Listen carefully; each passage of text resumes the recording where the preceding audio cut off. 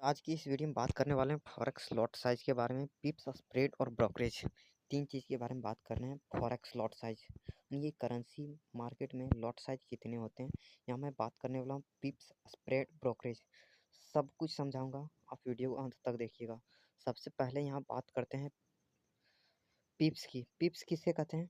जो करेंसी होता है ना दोस्त, उसके सबसे यानी कि करेंसी तो बहुत ज़्यादा मूव करती नहीं, थोड़ा थोड़ा मूव करती, तो लास्ट वाला डिजिट मूव करता है, या तो ऊपर जाएगा या तो नीचे जाएगा। तो वो उसी लास्ट लास्ट वाले पॉइंट को हम लोग कैप्चर करने की बात करते हैं। जो पहले करेंसी होती है उसे हम बेस करेंसी करते हैं, और सेकंड वाले को कोड करेंसी कहते हैं। मीन्स यूरो यूएसडी जैसे मैंने बोला, तो यूरो हो गया आपका बेस करेंसी, और और यूएसडी हो जाएगा आपका कोड करेंसी। यानी कि आप यहाँ पे अगर मान ली यूरो यूएसडी में होता है कि अगर आप बाय कर रहे हैं तो यूरो को बाय कर रहे हैं, यूएसडी को अगेंस्ट में सेल कर रहे हैं। अगर आप सेल कर रहे होते हैं तो आप यूरो को बेच रहे होते हैं और यूएसडी को बाय कर रहे होते हैं। तो इस तरह करके कुछ चलता है। तो यहाँ अगर मैं अब यहाँ पर मैं सीधा बात करता हूँ, पिप्स पिप्स यहाँ पे बहुत ज़्यादा मूव नहीं करते हैं।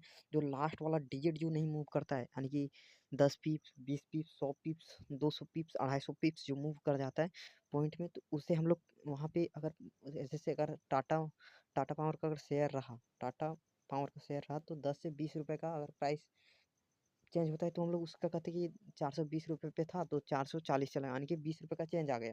तो यहाँ पे होता है कि यहाँ पे जहाँ पे प्राइस चेंज हो रहा था, यहाँ अब क्या कहते हैं कि यहाँ पे अब पिप्स उसे हम बोलते हैं, पिप्स। अब स्प्रेड किसे कहते हैं? यानी कि जो ब्रोकर होता है आपका, वो स्प्रेड देता है कितने स्प्रेड के साथ आप ट्रेड करते हैं। यानी कि ब्रोकरेज होता है एक टाइप का कमीशन, कि अगर आप उसके थ्रू आप बाइंग या सेलिंग कर रहे हैं तो उसे आप कितना स्प्रेड दोगे। तो वहाँ पे स्प्रेड पे लिखा रहता है 0.2, यानी कि डॉलर में 0.2 मानिए बहुत कम होता है, कि बहुत कम ही आप उसे देते हैं, लेकिन आप बराबर देते हैं, तो वही वही अमाउंट बहुत ही ज़्यादा बड़ा हो जाता है।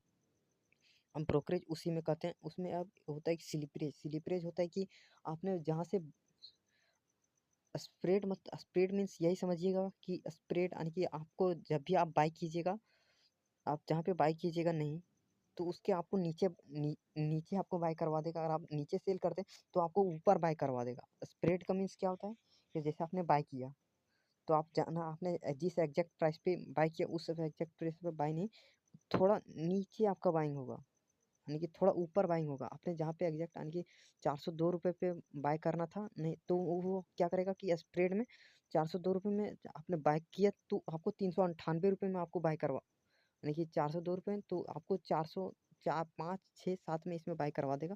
तो हम उसे स्प्रेड करते हैं। अगर आप सेल कर रहे हैं 405 रुपये, तो 405 में आपका सेल नहीं करेगा, ये आपको कर देगा कि 395 में 395 में आपको सेल कर देगा। तो यहाँ से आप इस प्रकार से ये ब्रोकर कमीशन ले लेते हैं। तो अब यहाँ पे मैं बात करता हूँ मैक्रो लॉट की। यहाँ पे मैक्रो लॉट में होता है क्या, 0.01 ये लॉट साइज होता है। आप याद कर लीजिएगा, बिना याद किए तो आप याद नहीं कर सकते हैं। यहाँ जैसे आप बैंक निफ्टी में होता है 25 लॉट, 50 50 25 लॉट, और निफ्टी में होता है 50 लॉट। तो यहाँ पर उस लॉट साइज के हिसाब से नहीं चलता है। यहाँ फॉरेक्स में अलग होता है, कुछ अलग होता है। तो अलग क्या होता है कि आप जैसे बाई कीजिएगा तो आप 0.01 लॉट से अगर बाई कीजिएगा तो आपका प्रॉफिट लॉस होगा 0.1, यानी कि 0.01। तो जब भी एक पिप मूव करेगा ना, 0.01 से अगर आपने ट्रेड मारा, बाई या सेल किया, मार्केट अगर आपके फेवर में चला या फिर आपके फेवर में नहीं चला, तो कितना का लॉस प्रॉफिट होगा। तो यहाँ पे 0.1 का लॉस या प्रॉफिट हो सकता है इतना, यानी कि एक पीस मूव करने पे $0.1 का आपका लॉस होगा मैक्रो लॉट में। यहाँ पे मिनी लॉट होता है 0.1, 0.1 में आपका अगर मान लीजिए एक पीस मूव किया तो आपका $1 का नुकसान होगा या $1 का प्रॉफिट होगा। मिनी लॉट, स्टैंडर्ड लॉट में $1, अगर अगर आप एक एक टिपते हैं तो एक लॉट में होता है आपके आपको $10 का प्रॉफिट होगा या $10 का सीधा नुकसान होगा। यहाँ पे अगर आप 10 से बाई करते हैं, 10 यानी कि 10 से जैसे 10 से आपने बाई या सेल किया, तो आपको नुकसान एक पिप पर पिप्स पे आपको $100 का नुकसान होगा या फिर $100 का प्रॉफिट होगा। तो आप समझ सकते हैं कितना, यानी कि फॉरेक्स मार्केट कितना बड़ा मार्केट है। और यहाँ पे आप लॉट साइज यानी कि निफ्टी, बैंक निफ्टी या शेयर मार्केट, ये थोड़ा अलग है। शेयर मार्केट उसमें डेरिवेटिव मार्केट से ये थोड़ा अलग है, और इसमें ज़्यादा लॉस होने की संभावना होती है फॉरेक्स मार्केट में।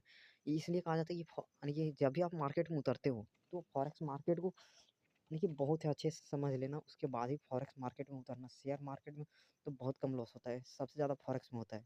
तो फॉरेक्स को समझ के ट्रेड करना है। तो यहाँ पे आपने इसे याद कर लीजिएगा, लॉट साइज होता है 0.01। तो यहाँ पे पर डॉलर पे नुकसान होगा या प्रॉफिट होगा 0.1 डॉलर के साथ। मिनी लॉट में 0.1 और $1 का नुकसान हो या $1 का प्रॉफिट होगा एक पर पिप्स पे। अगर आप पिप्स अब अगर आपको पिप्स पता करना तो मैं यहाँ पे पिप्स बता देता हूँ, जोड़ घटा गुना करके। जैसे कि यहाँ पे ये रहा आपका गोल्ड। गोल्ड में अगर आप मान लीजिए कि यहाँ पे अगर आप बाय कर लिए यहाँ पे, अगर अगर अगर आप यहाँ पे बाय कर लिए तो यहाँ से आप जैसे मान लीजिए आपको प्रॉफिट हुआ, तो यहाँ पे आप सबसे लास्ट वाला पिप्स जो सबसे लेफ्ट लेफ्ट साइड में आप देख रहे हैं 27 पिप्स, अगर मान लीजिए यहाँ पे बाय कर लिया 2813 पे बाय कर लिया और यहाँ पे चल गया 40 पे, तो यहाँ पे देख सकते हैं 29। अगर मान लीजिए 30 पीस आपके साथ मूव किया और 0.01 लॉट से आपने ट्रेड किया, तो आपको कितना डॉलर का प्रॉफिट होगा। तो आपको गुना करने के लिए सीधा कुछ नहीं करना है, आपको आपको सिर्फ कैलकुलेटर में जाना है। $30 का प्रॉफिट यानी कि 30 पीस आपके यानी कि आपके साइड में मूव किया, 30 इंटू 0.1 पे आप क्लिक कीजिएगा तो आपको $3 का प्रॉफिट हुआ। तो $3 का प्रॉफिट हुआ। इसी तरह करके मार्केट चलता है। यहाँ पे आपको पिप्स को कैप्चर करना होता है। वो पिप्स को कैप्चर कर लिए तो आप प्रॉफिटेबल ट्रेडर बन जाओगे। और आप यहाँ पे अगर आपने ये पता कर लिया कि मेरा कहाँ स्टॉप लॉस लगने वाला है, कहाँ टारगेट लगना है, तो आप एक्चुअली में प्रॉफिटेबल ट्रेडर बन जाओगे। बस आपको कुछ ट्रेनिंग लेने की ज़रूरत है, आप प्रॉफिटेबल ट्रेडर बन जाओगे। आपका लॉस कम होगा, प्रॉफिट ज़्यादा होगा। यहीं अगर आपने 0.1 यानी कि लॉट साइज से मारा होता तो आपको यहाँ पे सीधा $1 यानी कि आपको $30 का प्रॉफिट हो जाता सीधा, बिना कुछ किए।